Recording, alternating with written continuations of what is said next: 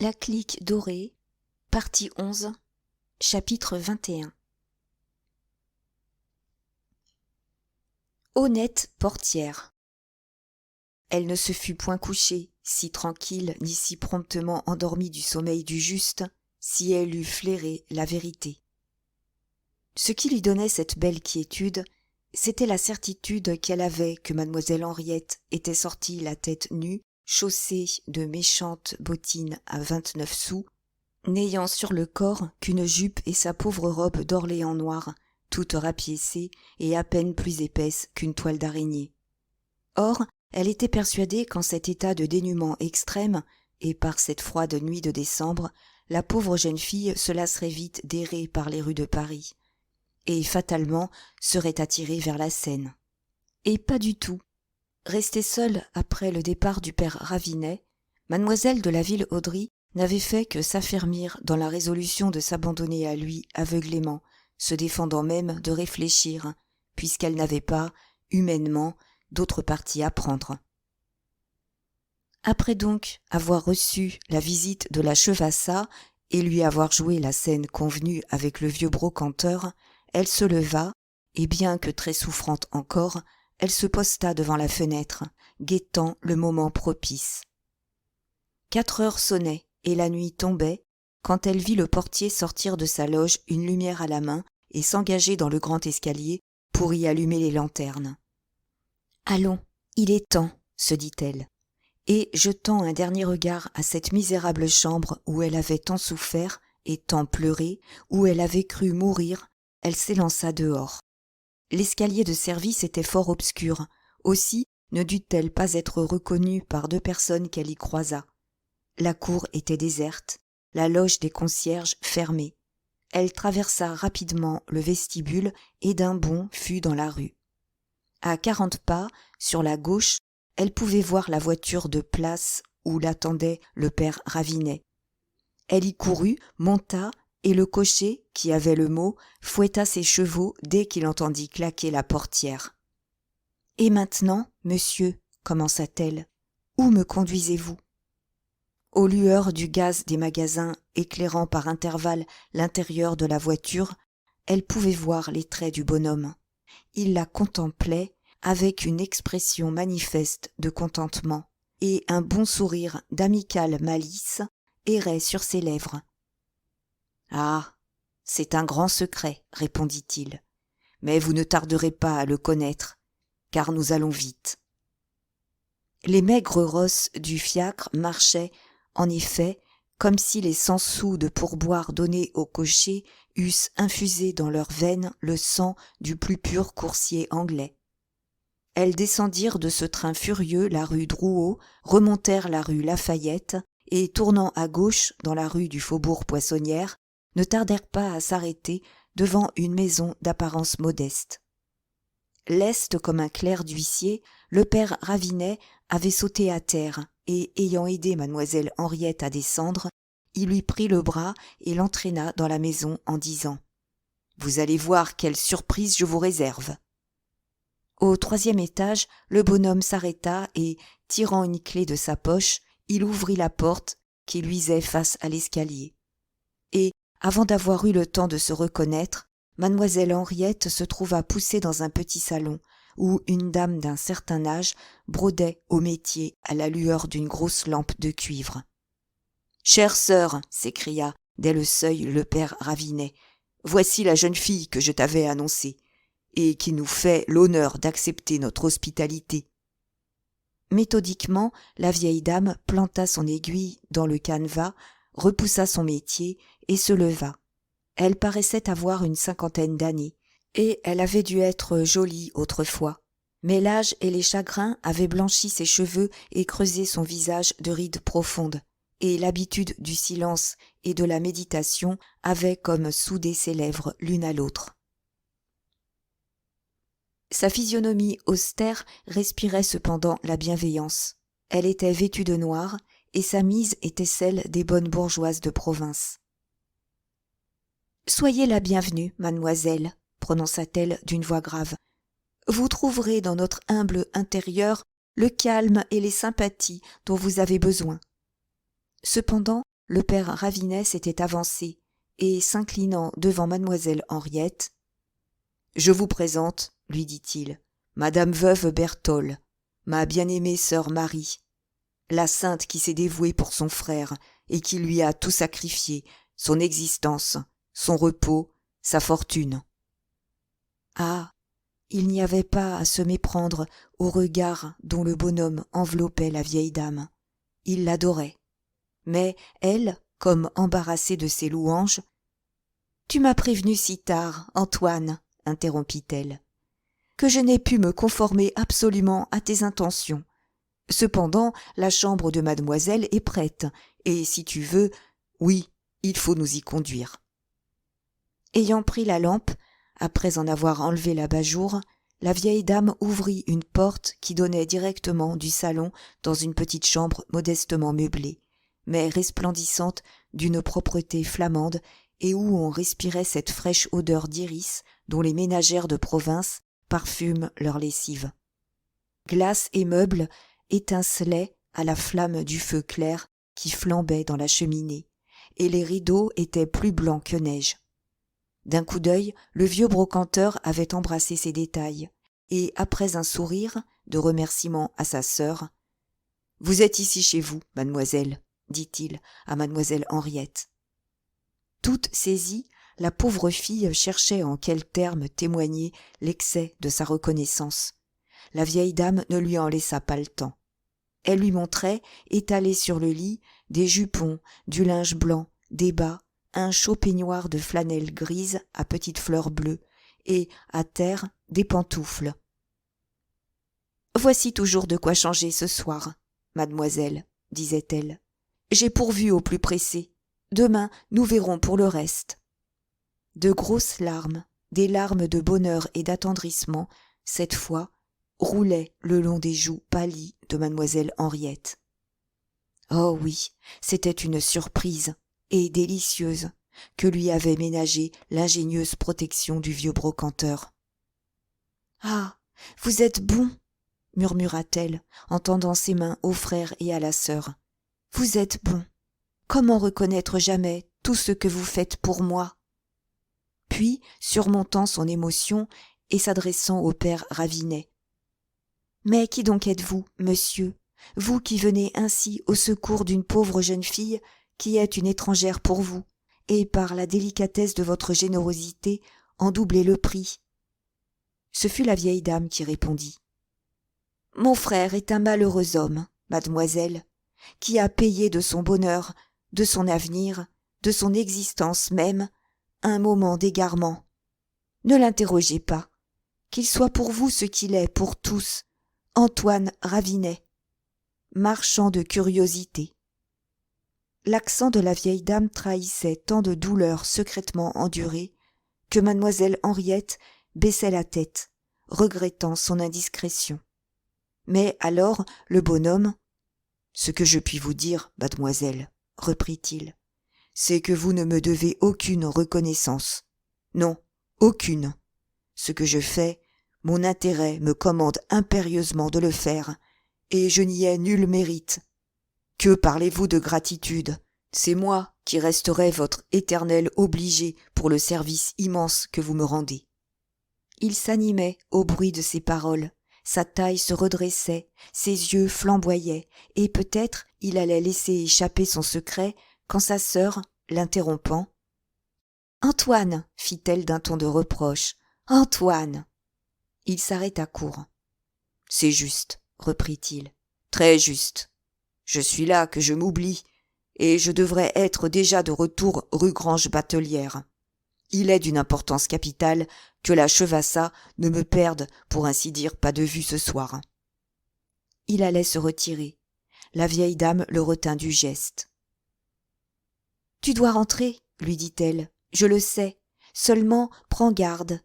C'est un miracle que M. de Brévent ne t'ait pas rencontré et reconnu depuis 1 an qu'il vient dans la maison que tu habites. Si ce malheur arrivait maintenant, peut-être nos ennemis nous échapperaient-ils encore. Après l'acte de désespoir de mademoiselle, ne voudra-t-il pas connaître celui qui l'a sauvé ? Comment feras-tu pour l'éviter ? » « J'ai prévu ce danger, » répondit-il. Je vais en rentrant conter aux époux Chevassa une petite histoire qui leur mettra si bien la puce à l'oreille qu'ils engageront Maxime à ne plus venir que de nuit, comme autrefois. » Sur quoi, saluant mademoiselle Henriette, il se retira en disant « Demain, nous nous concerterons. » Sauvé au moment où, à bout de force et d'espoir, il lâchait l'épave où il se tenait cramponné, le naufragé n'éprouve pas, en touchant le pont du navire qui l'a recueilli, un sentiment de béatitude comparable à celui de mademoiselle Henriette. Et cette sensation délicieuse de la première minute devint plus profonde et plus intense après une soirée passée près de la sœur du père Ravinet. Sans embarras comme sans affectation, cette veuve d'une dignité si noble et si simple se dévoila assez en quelques phrases pour que, sans connaître au juste les événements de sa vie, mademoiselle de la Ville-Audry pût la connaître elle-même. Ruinée tout à coup, du jour au lendemain, elle ne disait pas comment, quelques mois après la mort de son mari, elle s'était vue réduite, elle, accoutumée aux douceurs de l'aisance, à l'étroitesse et aux privations d'une existence pauvre et dénuée. Il y avait environ 5 ans de cela. Sans cesser de garder des dehors honorables, elle s'était fait une loi de la plus sévère, il faudrait même dire, de la plus sordide économie. Elle n'avait qu'une femme de ménage qui venait 1 heure le matin pour le gros ouvrage. Elle se chargeait du reste, savonnant et repassant elle-même tout son menu linge, ne faisant la cuisine que 2 fois par semaine, et les autres jours mangeant froid, autant pour épargner quelque argent que pour ménager son temps. Car son temps n'était pas sans valeur. Elle échantillonnait au métier des modèles de tapisserie qu'un magasin de la rue de la Chaussée-d'Antin lui payait assez cher. Il y avait des jours, l'été, où elle gagnait jusqu'à 3 francs. Le coup avait été rude, elle ne le cachait pas. Puis, tout doucement, elle s'était résignée et elle avait pris l'habitude de cette sévérité de conduite, de cette parcimonie jalouse appliquée aux moindres détails. Et maintenant, elle trouvait aux privations qu'elle s'imposait cette satisfaction intime qui résulte de la conscience d'un devoir accompli, satisfaction d'autant plus précieuse que le devoir est plus pénible. Quel devoir ? Elle ne le disait pas. Celle-là est entre toutes une simple et noble créature, se disait mademoiselle Henriette lorsque le soir, sur les 8 heures, après un modeste repas, elle fut retirée dans sa petite chambre. Cependant, elle ne pouvait détacher sa pensée de la situation évidemment énigmatique de ces 2 protecteurs que la destinée, enfin clémente, avait placés sur son chemin. Quel mystère existait dans le passé du frère et de la sœur ? Car il en existait un, et loin de s'en cacher, ils avaient prié mademoiselle Henriette de ne pas chercher à le pénétrer. Comment leur passé était-il lié à son passé, à elle-même ? Comment leur avenir se trouvait-il dépendre du sien ? Mais la fatigue ne tarda pas à l'emporter sur ses préoccupations et à confondre ses idées. Et pour la première fois, depuis bientôt 2 ans, elle s'endormit en toute sécurité. D'un bon sommeil paisible, sans sursauter au moindre bruit, sans se défier du silence, sans se demander si ses ennemis ne l'épiaient pas, sans soupçonner jusqu'à la complicité des murailles. Quand elle s'éveilla, le lendemain, calme et reposée, il faisait grand jour. 10 heures venaient de sonner, et un rayon de pâle soleil de décembre miroitait sur le vernis des meubles. Et quand elle ouvrit les yeux, elle aperçut debout au pied de son lit, comme un bon génie qui eût veillé sur son sommeil, la sœur du vieux brocanteur. « Dieu, quelle paresseuse je fais !» s'écria-t-elle, avec le rire insoucieux de l'enfant. C'est que dans cette chambrette, où elle n'avait passé qu'une nuit, elle se sentait chez elle, autant qu'à l'hôtel de la Ville-Audry du vivant de sa pauvre mère, et il lui semblait qu'elle y avait vécu des années. « Mon frère est venu il y a une demi-heure pour vous parler, mon enfant, » prononça la vieille dame, « mais il n'a pas voulu vous éveiller. Vous aviez tant besoin de repos.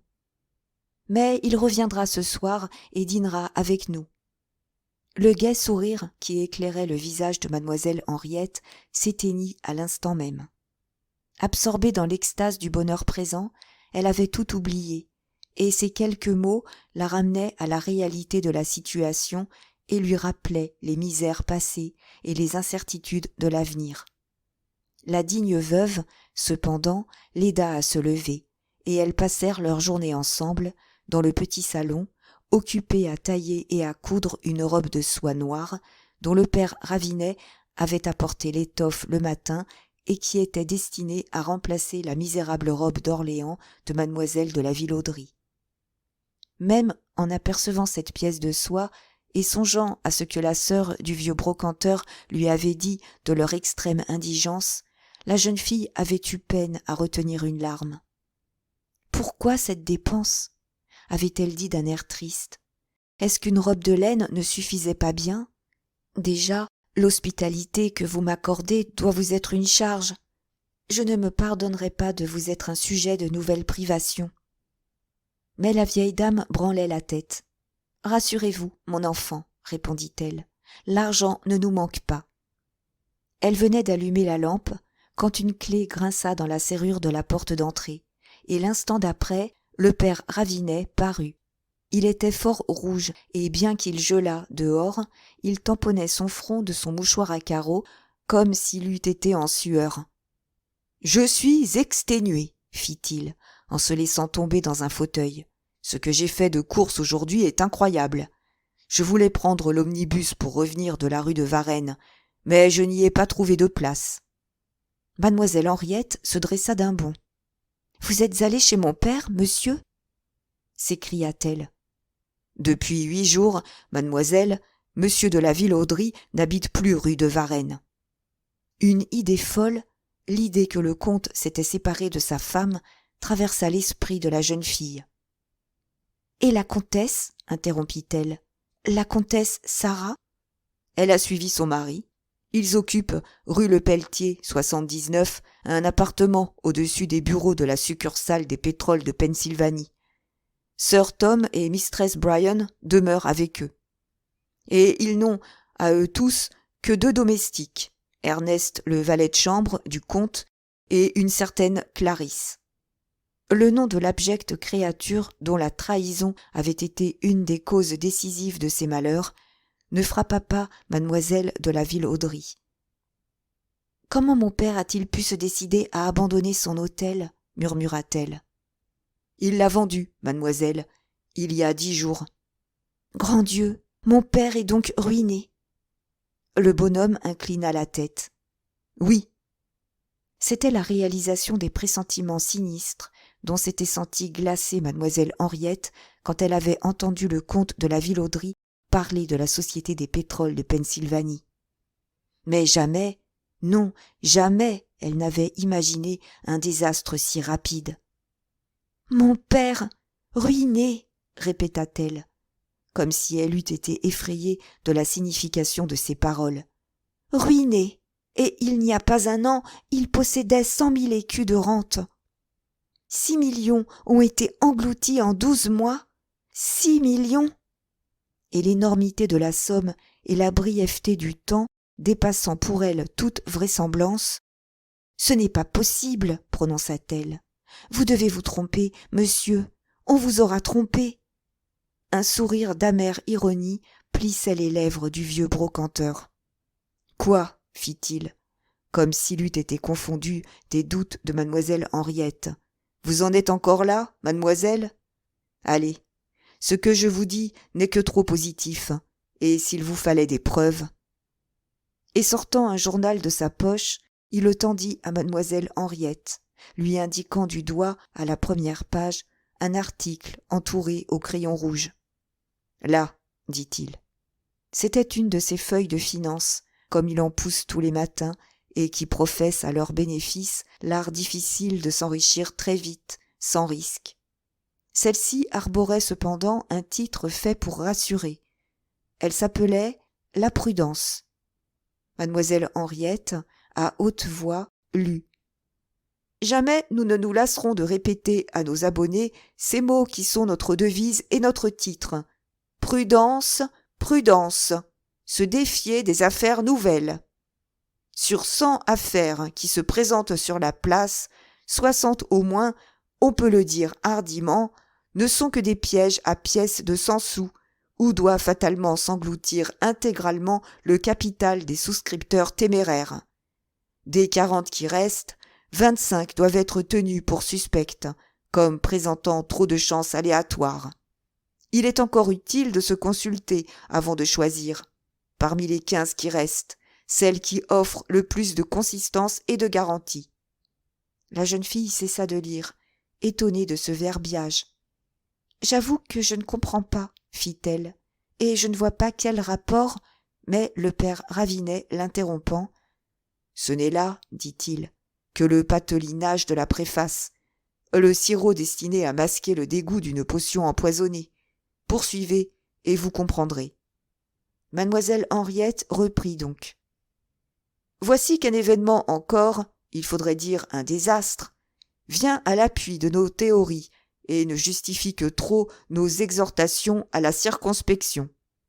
Une société qu'on a vue surgir comme d'une boîte à surprise l'an dernier, qui s'annonçait à grand fracas de réclames, inondant les journaux de ses prospectus et tapissant Paris de ses affiches, une société qui devait enrichir tous ses souscripteurs, en est déjà à ne pouvoir payer l'intérêt du capital versé.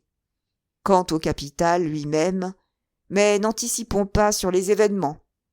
Tous nos lecteurs ont déjà compris que nous voulons parler de la Compagnie franco-américaine des pétroles de Pennsylvanie, dont la situation est depuis 8 jours le sujet de toutes les conversations. À la bourse, les actions de 500 francs se négociaient hier couramment entre 18 et 20 francs. Les larmes qui l'aveuglaient empêchèrent mademoiselle Henriette de poursuivre. « Mon Dieu !» murmura-t-elle. « Mon Dieu !» Puis, domptant sa défaillance, elle se remit à lire. « Et cependant, si jamais société parut offrir toutes les sûretés matérielles et morales qu'on recherche avant d'aventurer le fruit de ses économies, c'est certes celle-là. À sa tête était un homme qui passa, dans le temps, pour une capacité politique, pour un administrateur de premier ordre, et dont la réputation d'intègre probité semblait fort au-dessus de toute discussion. N'est-ce pas désigner le haut et puissant comte de la Vilauderie? Aussi fallait-il voir comme les réclames le faisaient sonner haut, ce grand et noble nom, comte de la Vilauderie par-ci, comte de la Vilauderie par-là. Il allait doter le pays d'une industrie nouvelle. Il allait en or pur changer le vil pétrole. Surtout, on ne manquait pas d'ajouter que la fortune personnelle du comte égalait presque le capital demandé, 10 millions. Pour lui, les affaires, ce n'était pas l'argent des autres, c'était le sien propre. Il y a 12 mois de ces éblouissantes promesses, qu'en reste-t-il? Des actions à 20 francs hier, qu'on ne trouvera plus à négocier demain à aucun prix, et un capital plus que problématique. Qui se serait attendu à une seconde édition de Mines de Tifila, du marquis de Croisenois? Le journal tomba des mains de la pauvre fille. Elle était devenue plus pâle que la mort, et elle chancelait à ce point que la sœur du père Ravinet étendit les bras pour la soutenir. « Horrible !» murmura-t-elle. « C'est horrible !» Elle n'avait pourtant pas tout vu encore. Le bonhomme ramassa la feuille financière et, au-dessous de cet article, dont chaque mot suait le venin, il lut haut et lentement comme pour en faire ressortir l'abominable perfidie, d'abord cet entrefilet. 2 délégués des actionnaires de la Société des pétroles de Pennsylvanie ont dû s'embarquer ce matin même à Brest pour New York. Ces messieurs sont chargés par leurs co-intéressés d'une enquête dont le but est de connaître la valeur exacte des terrains où sont situés les puits à pétrole qui constituent l'unique gage des souscripteurs. Certaines personnes ont été jusqu'à émettre des doutes sur l'existence même de ces terrains. Et plus loin, ce fait divers. On a vendu, la semaine passée, l'hôtel que monsieur le comte de la Vilauderie possédait et habitait rue de Varennes.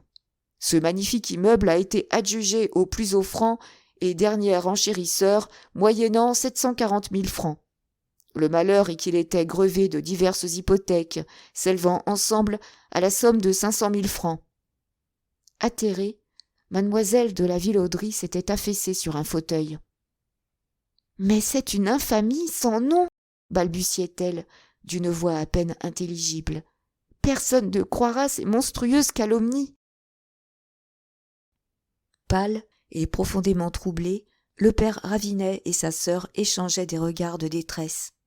Évidemment, la malheureuse enfant ne soupçonnait pas l'effroyable gravité de la situation. Et cependant, la voyant ainsi écrasée, ils hésitaient à l'éclairer. À la fin, le vieux brocanteur prit son parti en homme qui sait que l'incertitude est encore la plus intolérable souffrance. « Oui, mademoiselle, reprit-il, oui, votre père est épouvantablement calomnié. Mais je me suis informé. 2 faits ne sont que trop réels. Monsieur de la Villauderie est ruiné et les actions de la société dont il est le directeur sont tombées à 20 francs parce que... » Sa voix s'altéra et plus bas, tout bas, il ajouta « parce que l'on croit que le capital social a été détourné de sa destination et englouti dans des spéculations à la bourse. » Il avait eu raison, le vieux brocanteur, de compter sur la virile énergie de mademoiselle de la Villauderie. Son corps entier vibra d'une commotion électrique. Un éclair de colère sécha les larmes dans ses yeux, et se dressant, la lèvre frémissante, « Voilà l'immonde calomnie !» s'écria-t-elle. Si inexpérimentée qu'elle fût, elle discernait l'énormité de l'inculpation, et aussi peut-être ses effroyables conséquences. Et, s'animant, elle poursuivait. « Accusez mon père d'un ignoble abus de confiance, d'un vol. Voyons, il faudrait raisonner un peu cependant. Pourquoi, dans quel but serait-il allé risquer à la bourse les sommes remises à son honneur? Pour se procurer de l'argent, n'est-ce pas? Comme si sa fortune ne lui eût pas suffi. Ah, qu'un chevalier d'industrie qui n'a rien à perdre, qu'un aventurier dévoré de convoitises risque tout, espérant tout gagner, on se l'explique. Mais le comte de la Villauderie, un homme considérable et considéré, un grand seigneur, 5 ou 6 fois millionnaire. » Elle haussait les épaules, elle riait d'un air d'ironique pitié. Mais le bonhomme de plus en plus devenait sombre. « Vous oubliez, mademoiselle, reprit-il, que votre père ne s'appartient plus, qu'il est sans force ni volonté, non plus qu'un enfant, qu'il est à la disposition d'une de ces créatures redoutables qui semblent posséder le secret de quelques filtres pour égarer les sens et troubler la raison. Vous oubliez... » « Rien, monsieur. Mon père est vieux, il est faible, il aime, il est crédule. On lui aura démontré que ce qui n'était pas était. Mais il n'est pas de pouvoir au monde capable de lui prouver qu'un acte malhonnête ne l'est pas, capable surtout de l'y déterminer. » Véritablement, le digne brocanteur souffrait, et cela se voyait. « Eh, mademoiselle, interrompit-il, autant que vous, j'ai foi en la probité de monsieur le comte de la Villauderie. Mais que savait-il des affaires, ce malheureux homme? Quand on l'y a lancé? Rien. Le maniement des capitaux industriels est difficile, périlleux souvent.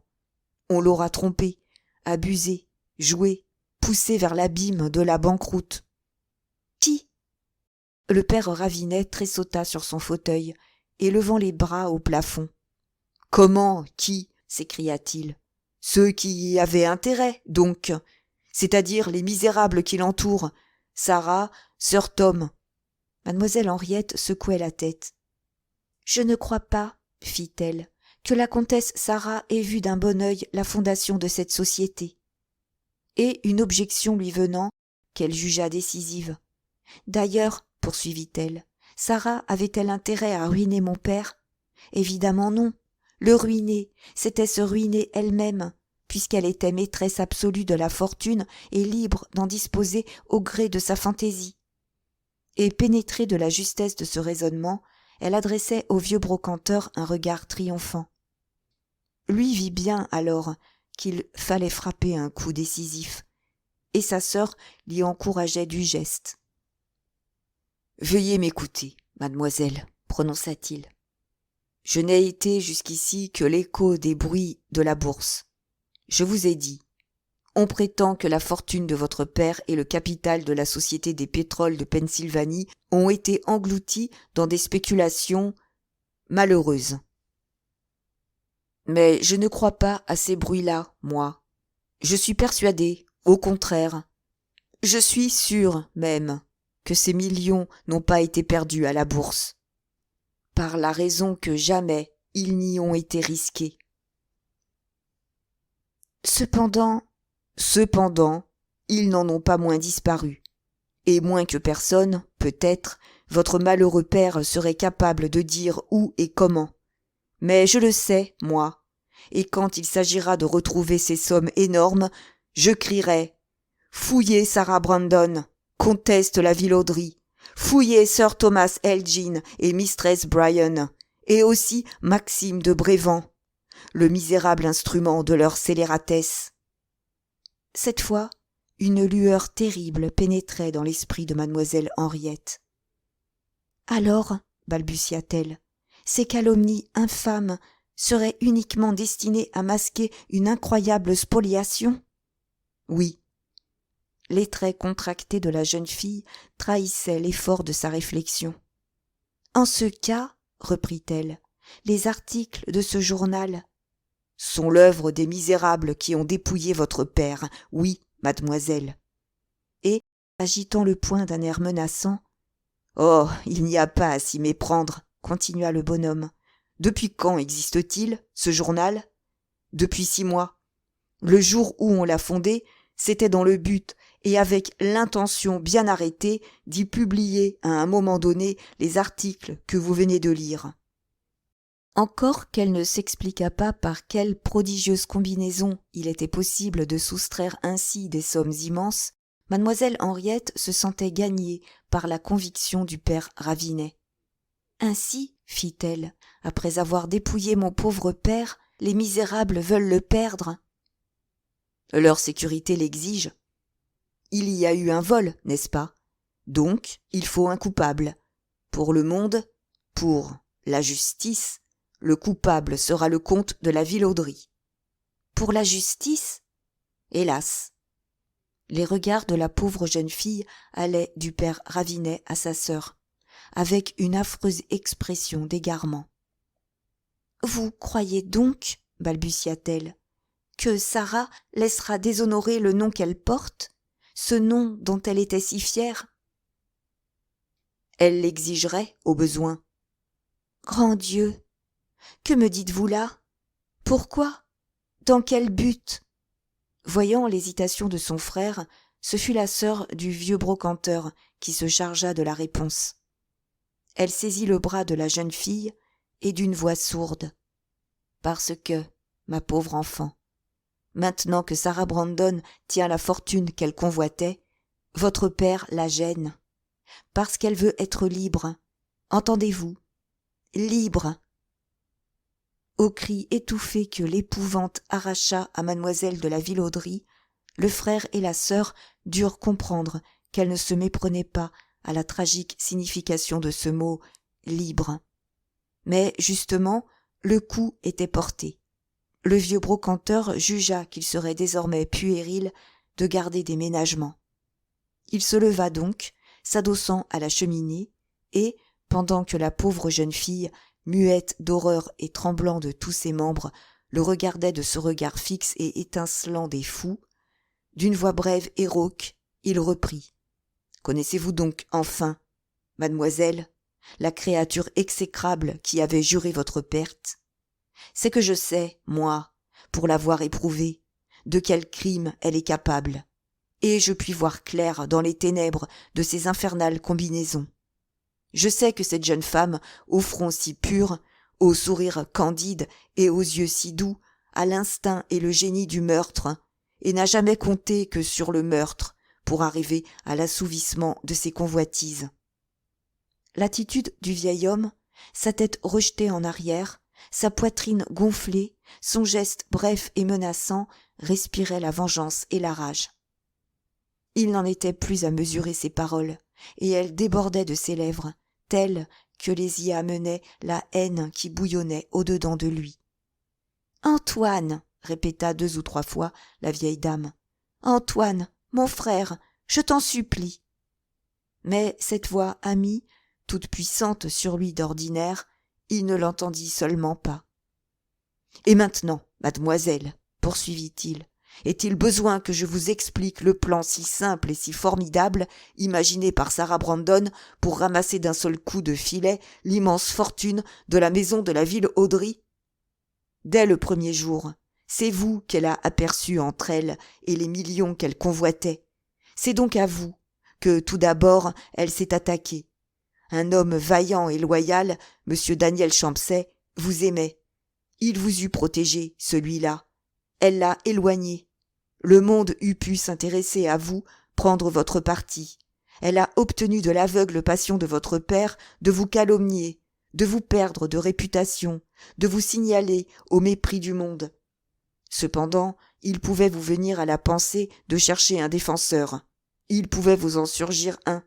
Elle a placé près de vous son âme damnée, son espion, un faussaire, un malfaiteur qu'elle savait prêt à tout, même à des besognes capables de faire reculer de peur et de dégoût le plus féroce et le plus lâche forçat.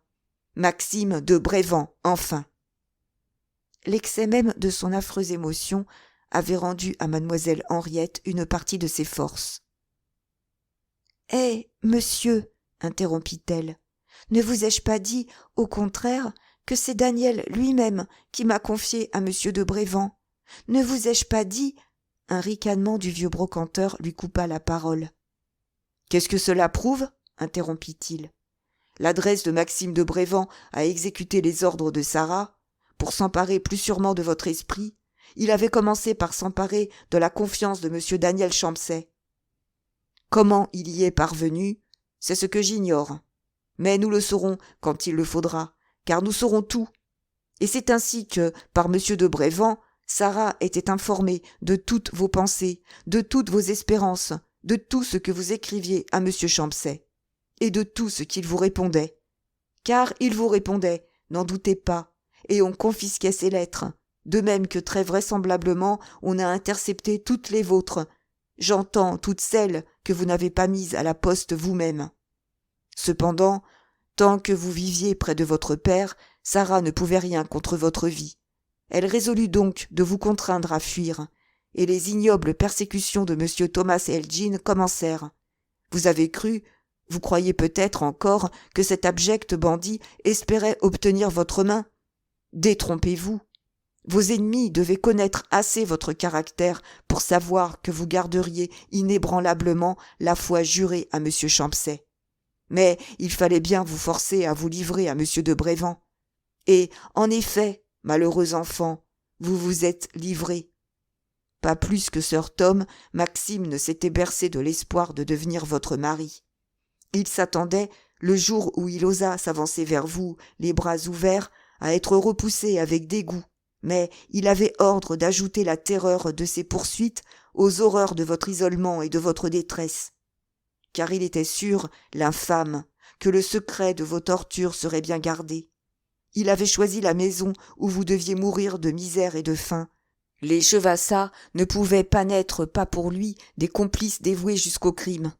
Et c'est ainsi qu'il eut l'épouvantable audace, la barbarie incompréhensible, d'épier votre lente agonie, trouvant sans doute que vous tardiez bien de recourir au suicide.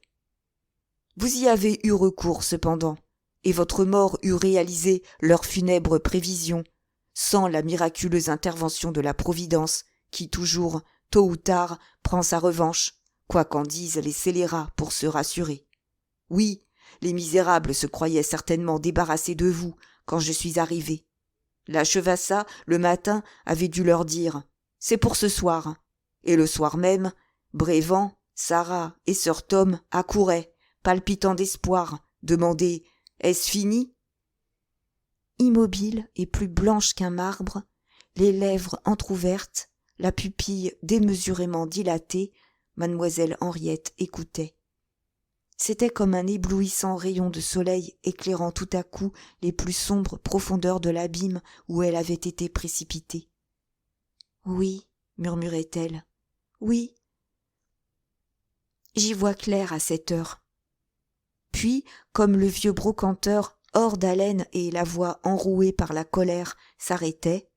« Cependant, monsieur, interrogea-t-elle avec une visible hésitation, il est une circonstance qui demeure pour moi inexplicable. Sarah prétend que c'est à son insu qu'on a fabriqué le faux qui a provoqué l'ordre d'embarquement de Daniel. Elle m'a déclaré qu'elle eût voulu le retenir, qu'elle l'aime, qu'elle en est aimée. »« Ah, ne croyez pas un mot de ces infamies !» interrompit la sœur du père Ravinet. Mais le bonhomme, se grattant la tête, « Non, certes, il ne faut pas les croire, approuva-t-il. Et cependant, il pourrait bien y avoir là-dessous quelque diablerie, à moins que... Mais non, ce serait trop de bonheur pour nous, à moins que Sarah n'aimât réellement monsieur Daniel Champcet. » Et comme s'il eût craint de laisser voir les espérances qu'il fondait sur cette circonstance, « Mais revenons au positif, reprit-il. Rassurée de votre côté, Sarah s'est retournée vers votre père.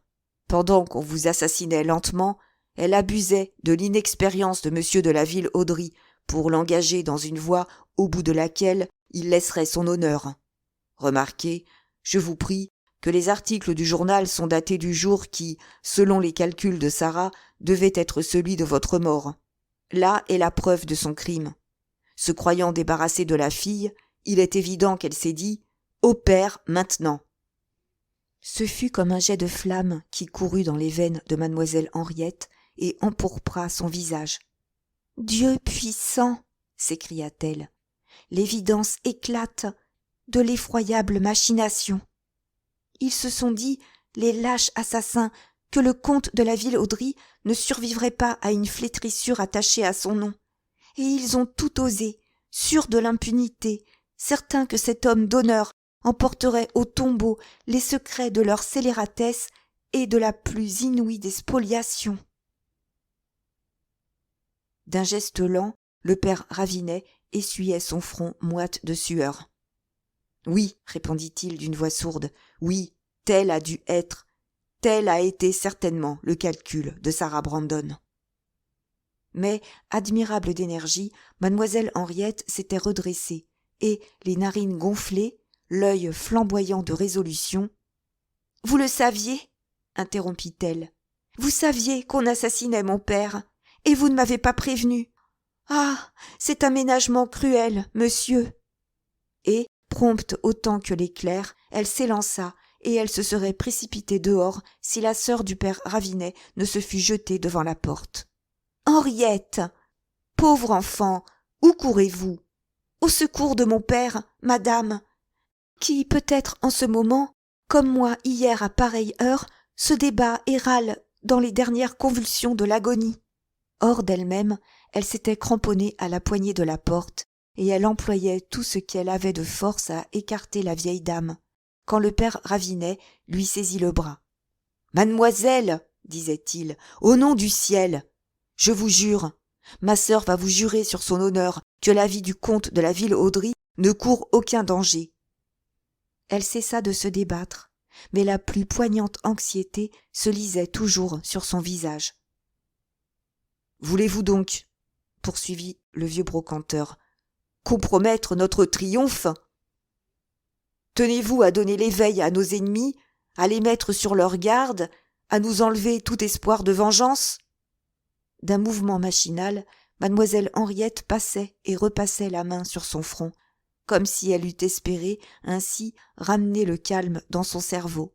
« Et notez, continua le bonhomme d'une voix persuasive, que votre imprudence sauverait nos ennemis et non pas votre père. Réfléchissez et répondez-moi. Croyez-vous, là, sincèrement, que vos affirmations auraient raison de celles de Sarah Brandon ? Ce serait méconnaître l'infernale astuce de votre ennemi. Allez, toutes ces mesures sont prises pour que rien n'ébranle la foi que votre père a en elle, pour qu'il meure dupe, comme il a vécu, en murmurant dans un suprême élan d'amour le nom de celle qui le tue. » Si écrasantes étaient ces objections que mademoiselle de la Ville-Audry, lâchant la poignée de la porte, revint lentement s'asseoir près du foyer. Et, cependant, elle était loin d'être rassurée. « Si je m'adressais à la justice, proposa-t-elle tout à coup. La sœur du père Ravinet était venue se placer près de mademoiselle Henriette et lui avait pris les mains. « Pauvre enfant, murmura-t-elle, vous ne voyez donc pas que toute la puissance de cette créature maudite est dans les moyens qu'elle emploie et qui échappent à l'action de la justice humaine? Croyez-moi, mon enfant, remettez-vous en aveugle à mon frère. » De nouveau, le vieux brocanteur était venu s'adosser à la cheminée. « Oui, ayez confiance en moi, mademoiselle Henriette, » insistait-il, « car autant que vous, j'ai eu à maudire Sarah Brandon, et plus que vous, je la hais. Ayez confiance, car voici des années que ma haine veille, cherchant comment l'atteindre, comment lui rendre les tortures qu'elle m'a infligées. Oui, il y a des années qu'altéré de vengeance, perdu dans l'ombre, je m'attache à elle avec l'implacable patience du sauvage qui suit la piste de l'ennemi qu'il veut frapper. Pour la connaître, elle et les misérables qui l'entourent, pour découvrir qui ils sont, d'où ils viennent, comment ils se sont rencontrés et quels crimes les ont associés, j'ai plongé en pleine boue et j'ai remué des monceaux d'infamie. Mais je sais tout. Et pourtant, dans la vie de Sarah Brandon, dans cette vie souillée de vol et de meurtre, je n'avais rien trouvé jusqu'à ce jour. Tant sa scélératesse est profonde, qui tomba sous le coup de la loi. Il eut un geste de triomphe et d'une voix éclatante. Mais cette fois, poursuivit-il, le succès lui semblait si facile et si sûr qu'elle a négligé ses raffinements ordinaires. Pressée de jouir des millions volés, d'autant plus lasse de la comédie d'amour qu'elle joue à votre père, que peut-être elle aime véritablement, elle s'est trop pressée. Et elle est perdue, si nous ne nous pressons pas trop nous-mêmes. Quant à ce qui concerne votre père, mademoiselle, voici les motifs de ma sécurité. De par le contrat de votre mère et par suite de l'héritage de 1 500 000 francs qu'elle a recueilli d'un de ses oncles, vous êtes créancière de la fortune de votre père pour une somme de 2 millions hypothéquée sur ses propriétés de l'Anjou, et qu'il n'a pu toucher malgré sa ruine. S'il mourait avant vous, cette somme vous resterait. Si vous mourrez avant lui, au contraire, elle lui revient. Or, dans son insatiable cupidité, Sarah s'est juré qu'elle aurait cette somme. « Ah, vous avez raison, » dit mademoiselle Henriette. « L'intérêt de Sarah est que mon père vive, et il vivra, tant qu'elle ignorera si je suis morte ou vivante, tant qu'elle ne saura pas ce que je suis devenue. » « Et elle ne l'apprendra pas de sitôt, » murmura le bonhomme. Puis, riant d'un petit rire silencieux, « Aussi, faut-il voir l'anxiété de vos ennemis depuis que vous leur avez glissé entre les mains. La Chevassa, hier soir, avait pris allègrement son parti de votre fuite. Mais, ce matin, c'était une autre affaire. Maxime de Brévent est venu, qui lui a fait une scène terrible, et qui l'a battu, Dieu me pardonne, l'infâme, pour s'être lâché de sa surveillance. Le gredin a passé sa journée à courir de la préfecture de police à la morgue. Dame, dénué de tout et à demi nu comme vous l'étiez, où pouviez-vous aller? Moi, je n'ai pas paru, et les Chevassas sont à 1000 lieues de soupçonner ma complicité. Ah, notre tour ne tardera pas à venir, mademoiselle, si vous vous conformez à mes indications. » Il était plus de 9 heures quand le vieux brocanteur, sa sœur et mademoiselle Henriette se mirent à table pour dîner. Mais aussi le bon sourire de l'espérance était revenu aux lèvres de la jeune fille, quand vers minuit le père Ravinet se retira en lui disant « À demain soir, j'aurai des nouvelles.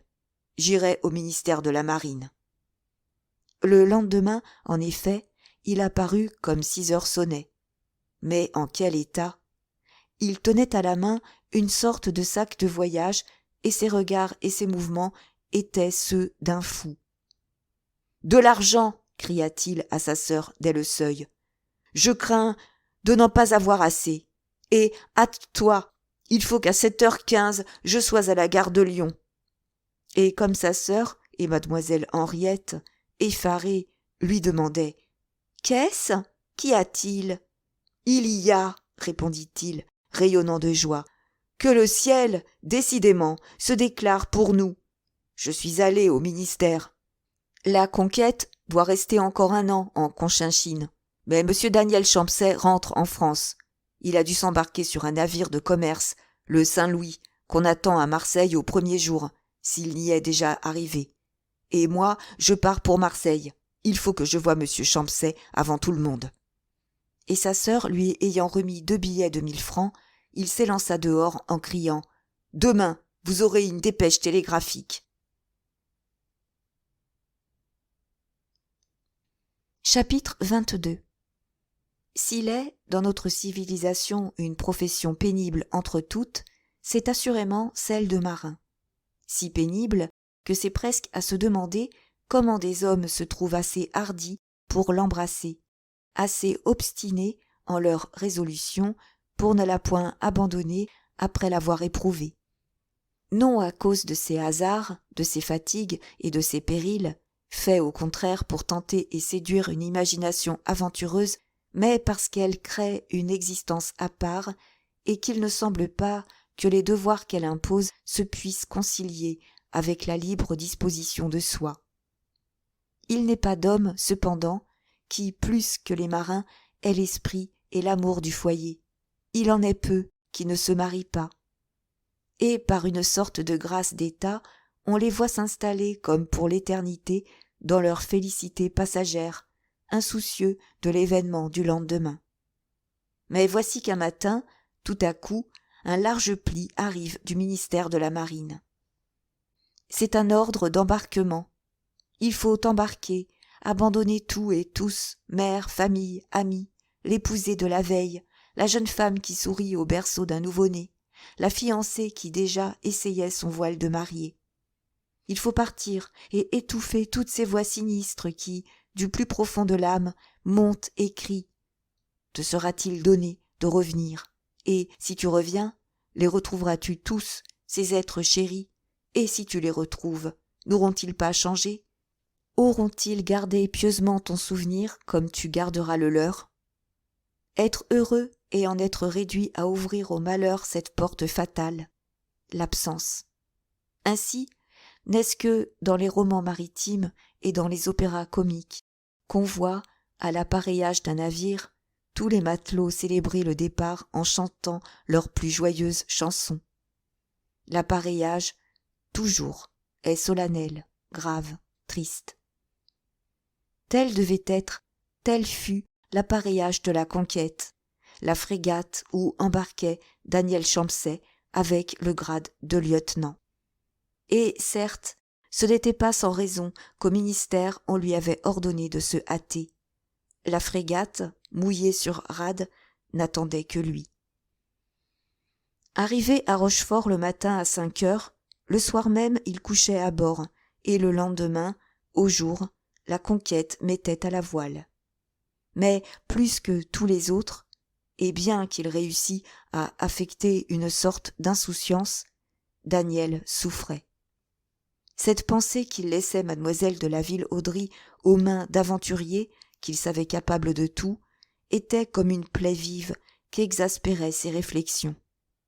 À mesure que le sang-froid lui revenait et que l'apaisement se faisait dans son esprit, 1000 doutes affreux l'assiégeaient au sujet de Maxime de Brévand. Ne serait-il pas assailli de tentations étranges quand il se trouverait rapproché d'une riche héritière, telle que mademoiselle Henriette? Ne convoiterait-il pas ses millions, et ne chercherait-il pas à abuser de sa situation particulière pour s'en emparer? La foi de Daniel en sa fiancée était trop absolue pour que le soupçon lui vînt, même qu'elle pût écouter M. de Brévand. Mais il raisonnait assez juste, désormais, pour se dire que la situation de son ami serait terriblement aggravée si M. de Brévand, furieux d'un refus, trahissait son mandat et passait à l'ennemi, c'est-à-dire à la comtesse Sarah. Et moi, pensait-il, qui dans mes dernières instructions recommande à Henriette de suivre les conseils de Maxime, comme les miens propres. C'est à peine si, déchiré par ces affreuses angoisses, il daignait se rappeler qu'il avait confié tout ce qu'il possédait à Maxime. Que lui importait sa fortune? Cependant, Ce lui fut une véritable faveur de la destinée que la conquête, dès son 6e jour de mer, essuya un coup de vent terrible, qui pendant 72 heures la mit en péril. La conscience de sa responsabilité pendant que la mer démontée ballottait la frégate comme un liège, l'excitation de la lutte contre les éléments, les écrasantes fatigues du service, tuèrent en lui la pensée, et il put dormir d'un profond sommeil, ce qui ne lui était pas arrivé depuis son départ de Paris. Et à son réveil, il fut surpris de se sentir relativement calme. Désormais, sa destinée devait se décider sans lui. Son impuissance à rien tenter qui pût influencer les événements lui était démontrée. Une morne résignation succéda à ces effroyables agitations.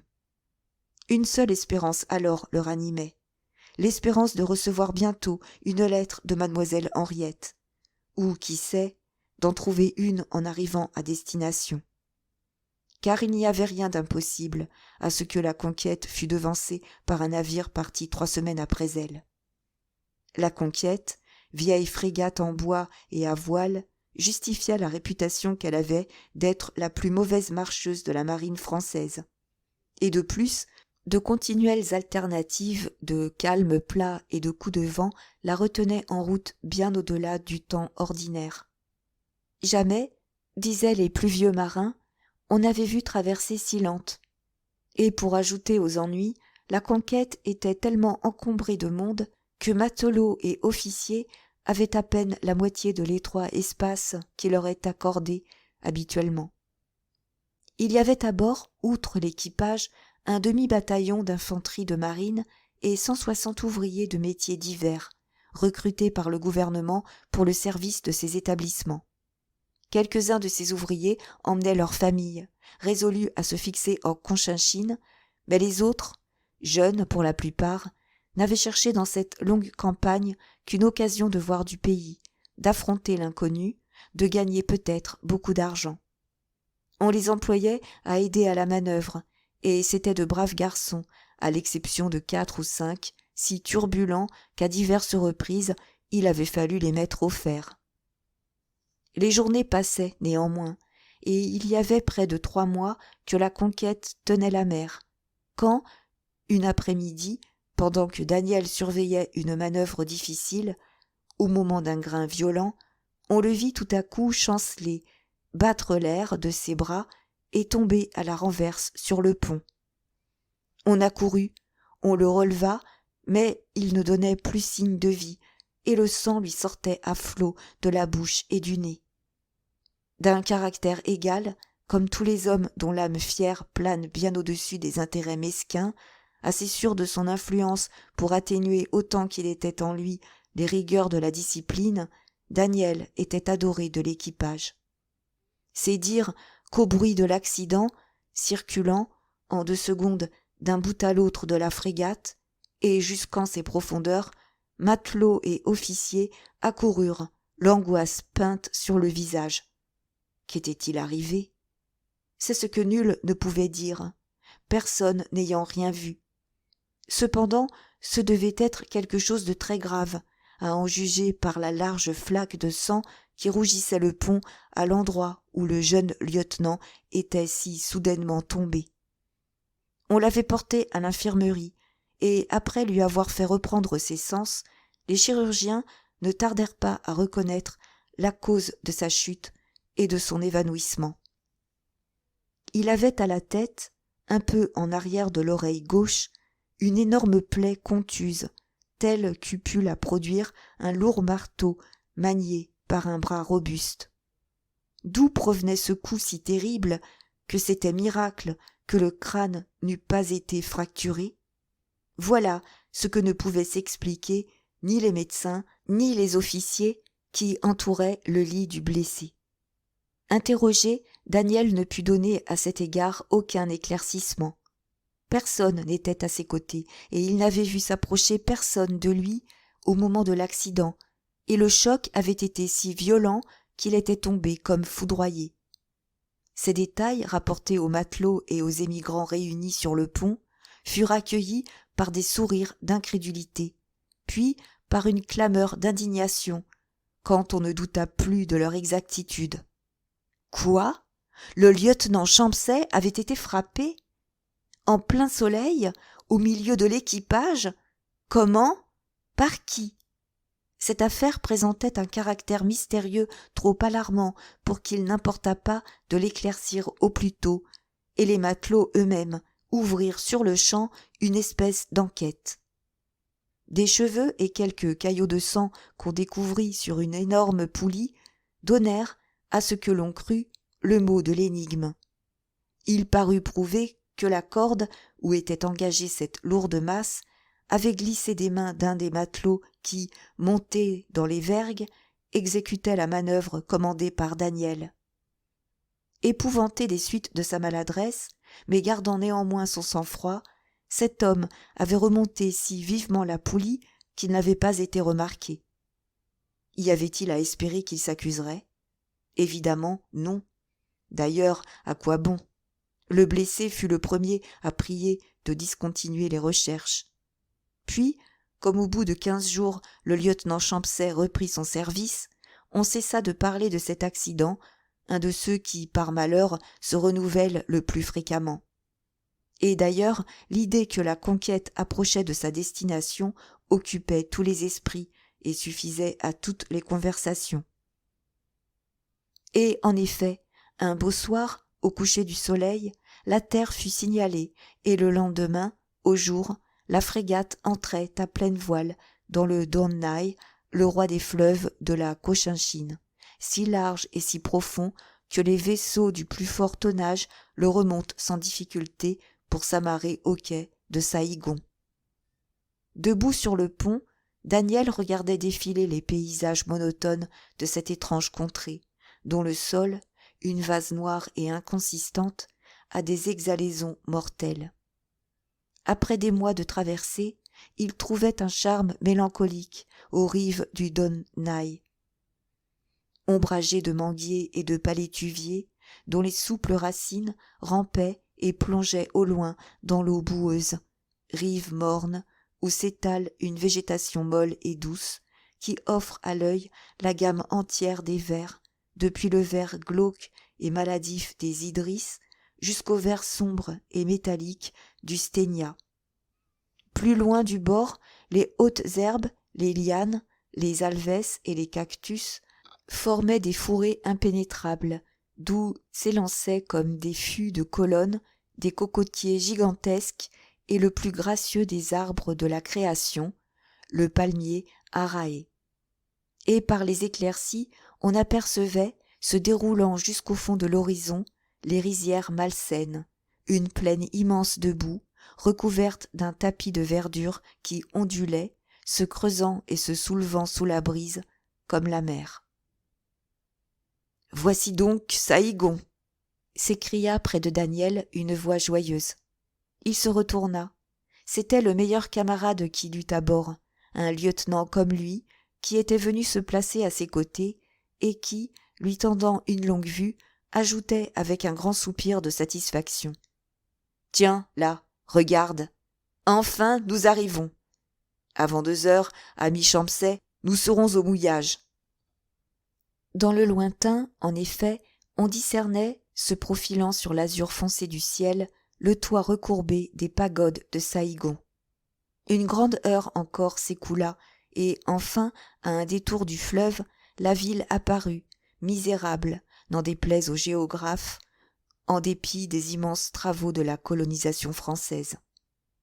Saïgon, c'est surtout une longue rue qui côtoie la rive droite du Don Nye, rue primitive, non pavée, coupée de fondrières, interrompue par de larges espaces vides et bordée de maisons de bois recouvertes de paille de riz et de feuilles de palmier. Des milliers de barques se pressent contre le bord du fleuve, le long de cette rue, et forment comme un faubourg flottant où grouille une population étrange, d'Anamites, de Chinois et d'Hindous. Au second plan seulement apparaissent quelques maisons de pierre, dont les toits de tuiles rouges rassurent l'œil, et de distance en distance, une femme anamite, bâtie en quinconce, qui semble se cacher dans des massifs d'arakiés. Enfin, sur une éminence, se dresse la citadelle, l'arsenal, la maison du commandant français et l'ancienne habitation du colonel espagnol. Mais elle paraît toujours belle, la ville où l'on débarque après une traversée de plusieurs mois. Et dès que la conquête se balança tranquille sur ses ancres, tous les officiers, à l'exception de l'enseigne de service, se firent conduire à terre et coururent à la maison du gouvernement demander s'ils n'avaient pas été devancés par des lettres de France. Considérant la longueur anormale de leur voyage, tous avaient le même espoir que Daniel, d'être dépassés par quelque bâtiment parti bien après eux. Et leur espérance ne fut pas déçue. 2-3 mâts, l'un français, l'autre anglais, qui avaient mis à la voile près d'1 mois après la conquête, étaient arrivés depuis le commencement de la semaine avec des dépêches. Il s'y trouvait 2 lettres à l'adresse de Daniel, essai d'une main fiévreuse et le cœur battant à rompre, qu'il les prit des mains d'un vieil employé. Mais au premier coup d'œil jeté sur les adresses, il pâlit. Il ne reconnaissait pas l'écriture de mademoiselle Henriette. N'importe, il brisa les enveloppes et courut aux signatures. L'une des lettres était signée Maxime de Brévent, l'autre comtesse de la ville Audry, née Sarah Brandon. C'est par cette dernière que Daniel commença. Après lui avoir fait part de son mariage, Sarah lui exposait longuement la conduite de mademoiselle Henriette le jour même de la noce. « Une autre que moi, disait-elle, lui en voudrait mortellement de cette insulte atroce et abuserait de sa situation pour s'en venger. Mais moi, qui jamais n'ai rien pardonné, je pardonnerai, Daniel, en mémoire de vous, et parce que je ne saurais voir souffrir qui vous a aimé. » Et, en post-scriptum, elle ajoutait « Ah, que n'avez-vous empêché mon mariage, quand d'un mot vous le pouviez. On me croit parvenue au comble de mes vœux, je n'ai jamais été si malheureuse. » Cette lettre arracha une exclamation de rage à Daniel. Il n'y voyait qu'une sanglante ironie. « Cette misérable, pensait-il, se joue de moi, et si elle écrit qu'elle n'en veut pas à Henriette, il faut lire qu'elle la hait et la martyrise. » La lettre de M. de Brévent, par bonheur, le rassura un peu. Maxime confirmait les dires de la comtesse Sarah, ajoutant de plus que mademoiselle de la ville Audry était fort triste, mais calme et résignée, et que sa belle-mère la traitait avec la plus grande douceur. Le surprenant, c'est que M. de Brévent ne soufflait mot de la fortune qui lui avait été confiée, ni du système de vente qu'il adoptait pour les terres, ni du prix qu'il en trouvait. Mais Daniel ne remarqua pas cela. Toute sa pensée était à mademoiselle Henriette. « Ne pas m'avoir écrit, pensait-il, quand les autres ont trouvé le moyen de m'écrire. » Accablé de tristesse, il était allé s'asseoir sur un banc de bois, dans l'embrasure d'une fenêtre de la salle où se distribuaient les lettres. Franchissant les espaces immenses qui le séparaient de la France, sa pensée errait sous les ombrages des jardins de l'hôtel de la ville Audry. Il lui semblait que, par un jet tout-puissant de sa volonté, il s'y trouvait transporté. Et, de même qu'au dernier rendez-vous, il croyait voir aux pâles clartés de la lune la robe de son ami glisser entre les grands arbres. Une tape amicale sur l'épaule le ramena brusquement au monde réel. 4 ou 5 officiers de la conquête l'entouraient, insoucieux et gais, eux, le rire sur les lèvres. « Eh bien, mon cher Champsay, disait-il, venez-vous ?»« Où ?»« Dîner, parbleu !»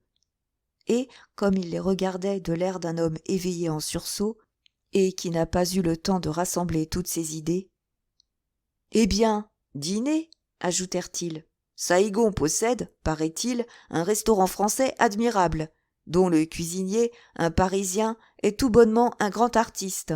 Allons, debout et en route. » Mais Daniel était à un de ces instants où la solitude a d'irrésistibles attraits. Il frémissait à l'idée d'être arraché à ces mélancoliques rêveries, d'être obligé de se mêler à une conversation, de parler, d'écouter, de répondre. « Je ne dînerai pas avec vous ce soir, dit-il à ses camarades. C'est une plaisanterie. Non, il faut que je rentre à bord. Les autres, alors, furent frappés de la tristesse de son accent, et changeant de visage, de l'air du plus affectueux intérêt. Qu'avez-vous, Champsay interrogèrent-ils. Venez-vous d'apprendre quelque malheur? Une mort? Non. Les lettres de France que vous tenez ne m'annoncent rien de fâcheux. J'espérais des nouvelles qui ne sont pas venues. Voilà tout. Alors, sacrebleu, accompagnez-nous. N'insistez pas, je serais un trop triste convive. On insista, néanmoins, comme insistent les amis qui jamais ne veulent comprendre qu'on ne soit pas tenté par ce qui les séduit, mais rien ne put changer la détermination de Daniel. Sur le seuil de la maison du gouvernement, il se sépara de ses camarades et reprit seul, tristement, le chemin du port. Il arriva sans encombre au bord du Donau, mais alors se présentèrent des difficultés qu'il n'avait pas prévues. La nuit était si obscure qu'à peine il y voyait pour guider sa marche le long d'une sorte de quai en construction, semé d'énormes pierres et de fondrières. Pas une lumière aux fenêtres des maisons d'alentour. Tels efforts qu'il fit pour percer les ténèbres, il ne distinguait rien que la silhouette noire des navires se balançant à l'ancre au milieu du fleuve, et la lueur des fanaux tremblant au courant de l'eau. Il appela. Nulle voix ne répondit. Le silence, aussi profond que les ténèbres, n'était troublé que par le sourd grondement du Donau, roulant à plein bord ses eaux boueuses. « Je suis fort capable, pensait Daniel, de ne pas retrouver le canot de la conquête. » Il le trouva, cependant, après de longues recherches, amarré et comme perdu parmi quantité de barques du pays. Seulement, le canot lui parut vide. Ce n'est qu'après y être descendu qu'il y découvrit un mousse qui, couché dans le fond, dormait à poing fermé, roulé dans le tapis qu'on jette sur les bancs de l'arrière pour les officiers. Daniel l'ayant secoué, il se dressa sur ses jambes en maugréant, et tout hébété de sommeil. « Qu'est-ce qu'il y a donc » grognait-il. « Où est l'équipage » interrogea Daniel.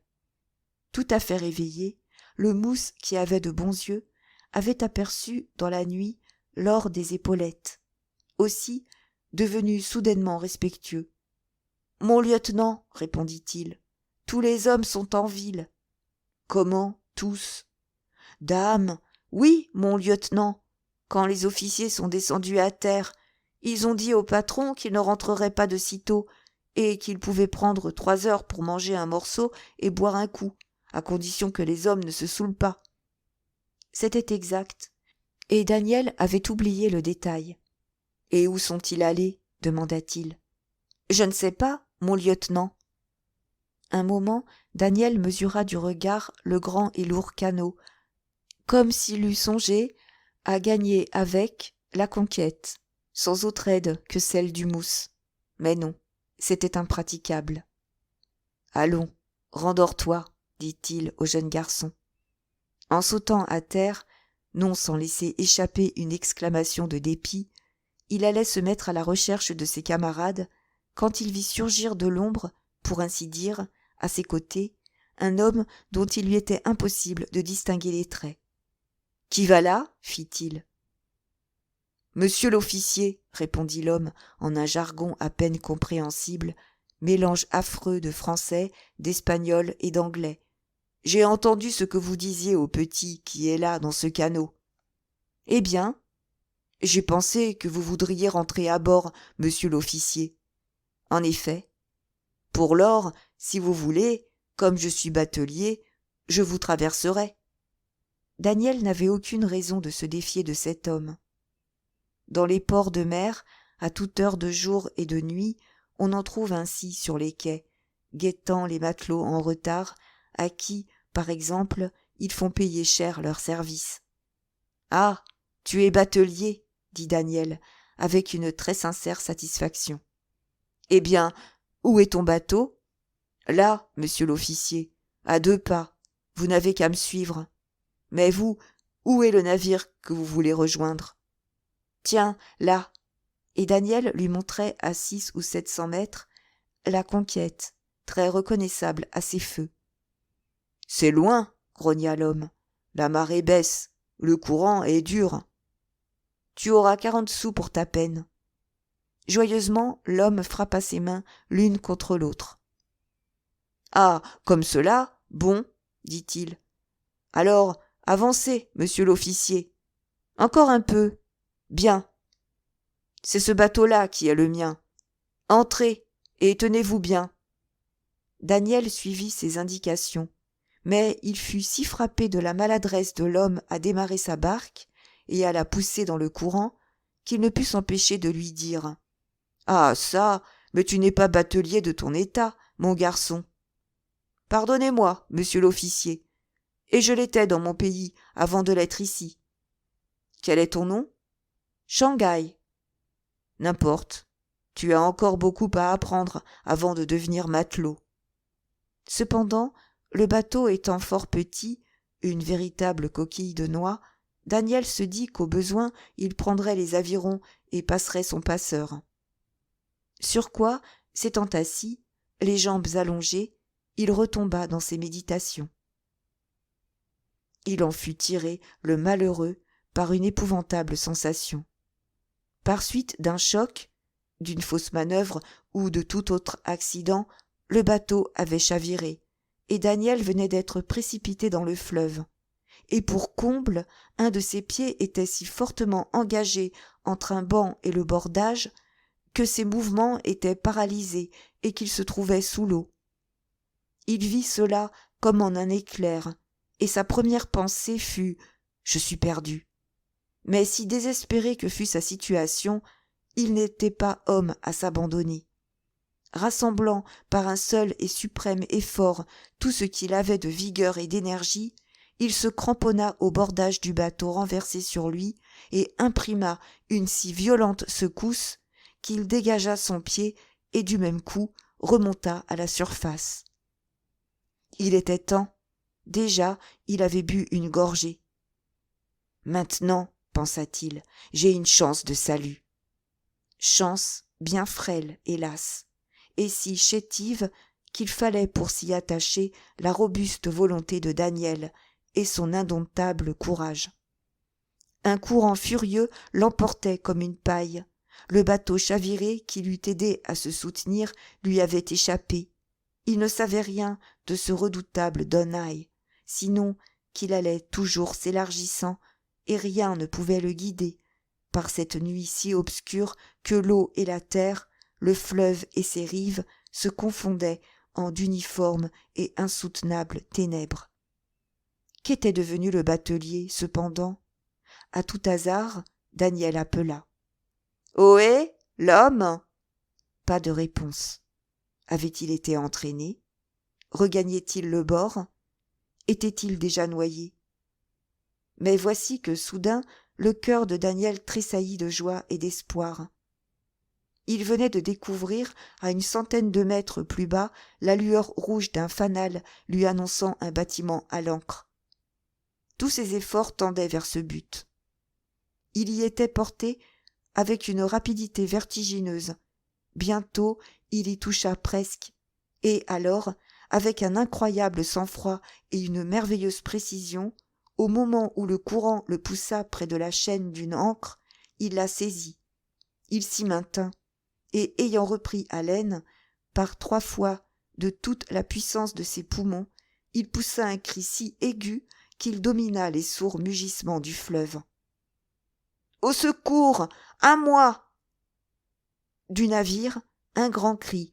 « Tiens ferme !» répondit-on, lui prouvant que son appel avait été entendu et qu'on allait lui venir en aide. Trop tard, un remous l'enveloppa dont l'irrésistible violence arracha la chaîne, gluante de vase, à ses doigts crispés.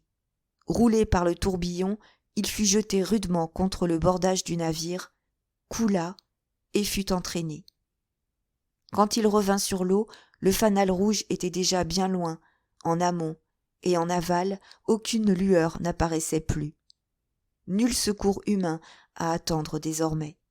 Daniel n'avait plus à compter que sur lui-même et à essayer de gagner un des bords. Encore qu'il ignora la distance qui l'en séparait, et qui peut-être était très grande, la tâche ne lui eût pas semblé au-dessus de ses forces, s'il eût été nu. Mais ses vêtements le gênaient horriblement, et l'eau qui les pénétrait les rendait plus lourds de seconde en seconde. « Je coule définitivement, pensa-t-il, si je ne parviens pas à me déshabiller. » Nageur excellent, il accomplit ce tour de force, car c'en était un dans sa position. Et quand, après des prodiges de vigueur et d'adresse, il eut réussi à se débarrasser de ses chaussures, « Je m'en tirerai !» s'écria-t-il, comme s'il eût songé à défier l'aveugle élément contre lequel il luttait. « Je reverrai Henriette !»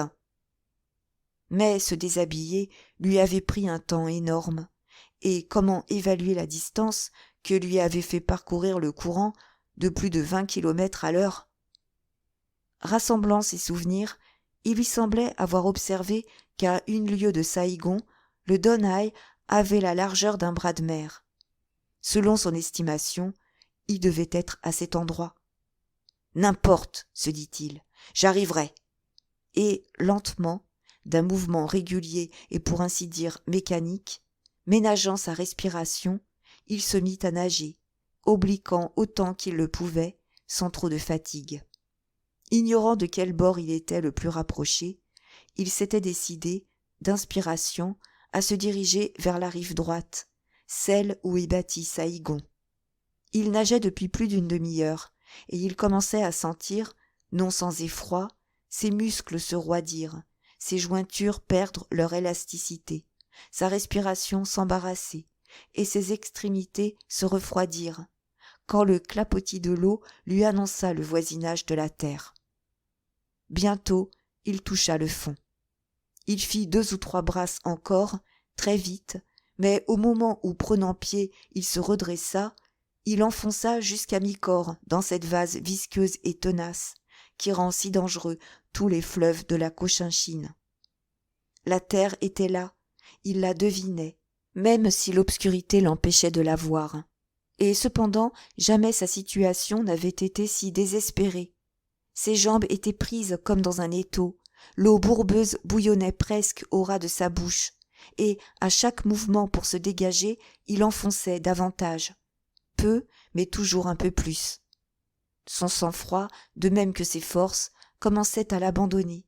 Ses idées se troublaient, quand, cherchant instinctivement un point d'appui, sa main heurta la racine d'un palétuvier. Cette racine, ce pouvait être la vie. Il en éprouva d'abord la solidité. La trouvant suffisamment résistante, sans secousse, mais avec la frénétique énergie de l'homme qui se noie, il se hala dessus et se dégagea. Puis, rampant sur la vase traîtresse, il ne tarda pas à atteindre un terrain solide où il se laissa tomber, épuisé. Il était sauvé de l'eau, mais qu'allait-il devenir, seul, nu, exténué, transi, perdu par cette nuit noire, en ce pays inconnu et désert? Au bout d'un moment, cependant, il se releva, mais dès qu'il voulut se mettre en route, il se trouva arrêté de tous côtés par des lianes et par les épines des cactus. « Allons, il faut rester ici jusqu'au jour, » se dit-il. Et le reste de la nuit, il le passa à piétiner sur place et à battre des bras pour combattre un froid mortel qui le pénétrait jusqu'à la moelle des os. Les premières lueurs de l'aube lui montrèrent qu'il était comme emprisonné dans un fourré si inextricable qu'il se demanda s'il en sortirait. Il en sortit, pourtant, et après 4 heures d'une marche effroyablement pénible, il atteignit Saïgon. Des matelots d'un navire de commerce qu'il rencontra lui prêtèrent des vêtements et le conduisirent à bord de la Conquête, où il arriva mourant, D'où venez-vous, grand Dieu, en cet état? S'écrièrent ses camarades dès qu'ils l'aperçurent. Que vous est-il arrivé? Et quand il leur eut raconté ces terribles émotions depuis le moment où il les avait quittés, « En vérité, mon cher Champsay, lui dirent-ils, vous avez de la chance. Voici le second accident auquel vous échappez miraculeusement. Gare au troisième, par exemple. » Gare au troisième. Oui, voilà précisément ce que se disait Daniel. C'est qu'au milieu des souffrances de l'épouvantable nuit qu'il venait de passer, il avait fait d'étranges réflexions. Cette poulie, lui tombant sur la tête, on ne savait de quelle main. Ce bateau, chavirant tout à coup, sans cause apparente, était-ce bien naturel? Et le hasard était-il seul coupable? La maladresse de ce batelier qui tout à coup était venu lui offrir ses services, lui était revenue en mémoire et avait fait naître de singuliers doutes dans son esprit. Cet homme, si mauvais matelot, pouvait être un nageur de premier ordre qui, ayant pris toutes ses mesures avant de faire chavirer le bateau, avait ensuite gagné sans peine la terre. Ce batelier, pensait Daniel, voulait donc m'assassiner. Pourquoi? Dans quel but? Pour le compte d'autrui, évidemment. Mais qui donc a assez d'intérêt à ma mort pour payer des assassins? Sarah Brandon. Ce n'est pas admissible. Ce qui était bien moins admissible encore, c'était l'idée d'un misérable payé par Sarah, se glissant sur la Conquête et se trouvant à point nommé sur le quai de Saïgon, la première fois que Daniel y mettait le pied. Cependant, ces soupçons qu'il traitait d'absurdes le tourmentaient si cruellement qu'il résolut d'essayer de les éclairer. Pour commencer, il demanda la liste des hommes qui, la veille, étaient descendus à terre. Il lui fut répondu que seuls les matelots composant l'équipage des canots étaient allés à Saïgon, mais que les émigrants, ayant obtenu l'autorisation de débarquer, en avaient pour la plupart profité. Muni de ce renseignement, et bien qu'il eût peine à se tenir debout, Daniel se fit conduire chez le chef de la police de Saïgon et en obtint un agent. Suivi de cet agent, il se rendit sur le quai, à l'endroit où le canot de la Conquête était amarré la veille, et là, il le chargea de demander si on ne s'était pas aperçu de la disparition d'un batelier.